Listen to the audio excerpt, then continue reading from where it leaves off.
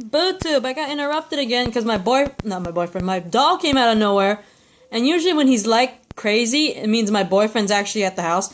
So, yeah, I had to, let him in, greet him and all that stuff. But anyway, I'm not gonna talk much because I was pretty much at the end by the last video.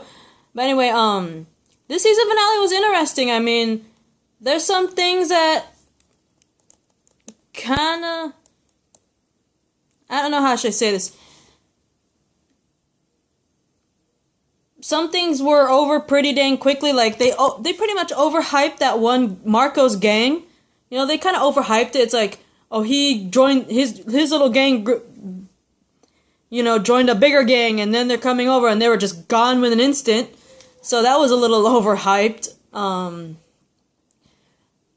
I will give props to Alejandro, mainly because, I didn't like him in the beginning, but the way he went out, props. And, I do understand why the people in the hotel, especially the bridal party in general, like, why they wanted to banish Travis, because, Madison did make that decision after what happened between the bride's mom stabbing Strand, you know what I mean? Granted, she didn't banish the bride's mom, but she pretty much made the bride's mom an example. She's like, any other person after the bride's mom that hurts anyone in the hotel is simply banished. And she did not follow her own rules. She wanted to keep Travis at the hotel, despite the fact that he did kill 2 newcomers that were brought in. And Travis even injured one of their own, right? And she, I know she made that rule, but it didn't give her any right to, play favorites. It's like, we'll banish you, but not my man. The rules don't apply to him. That's not, no. I'm sorry, Madison, but if you make a rule like that, you have to abide by it. Everybody has to abide by it. Not just people outside your group. Okay?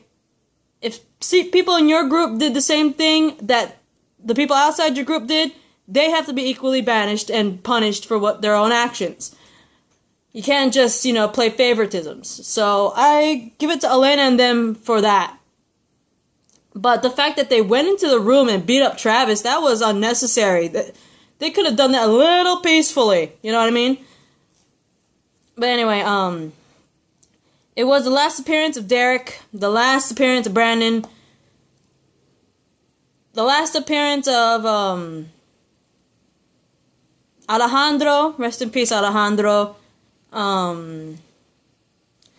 It's the last time we saw for now, it was pretty much, we don't know if we're going to see the people in the hotel ever again, so for all we know, this could be the last time we ever see any of the hotel people, which unfortunately also involves Strand. I hope this is not the last time we see Strand. I really don't. I really hope that Strand comes back, and this episode apparently has the most living character deaths in Fear the Walking Dead. Because apparently like 30 people were killed, and most of them were most likely the Marco and his gang. Which is amazing. I'm not gonna lie to you.